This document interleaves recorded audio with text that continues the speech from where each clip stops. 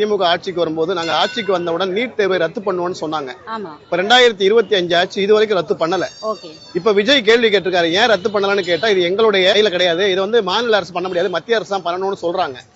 இத பத்தி உங்க கருத்து என்னங்கம்மா? விஜய் எப்ப கேட்டாருங்க? இன்னும் கேட்டிருக்காரு. ஏன் கேக்குறாருங்க? இவ்வளவு நாள் என்ன பண்ணிட்டு இருந்தாரு? ஏன் நீங்க வந்து யாரு ஆட்சிக்கு வந்தாலுமே அவங்களே தப்பு சொல்றீங்க? அவங்க கெட்டதை மட்டும் ஏன் சொல்றீங்க? நல்லது எவ்வளவு பண்ணிருக்காரு ஏன் சொல்ல மாட்டேங்கிறீங்க? எல்லாருமே சொல்றது நெகட்டிவ் தான் சொல்றாங்க. கொஞ்சம் பாசிட்டிவா கொஞ்சம் யோசனை பண்ணி பாருங்க. டிஎம்கே நல்லதே பண்ணலையா?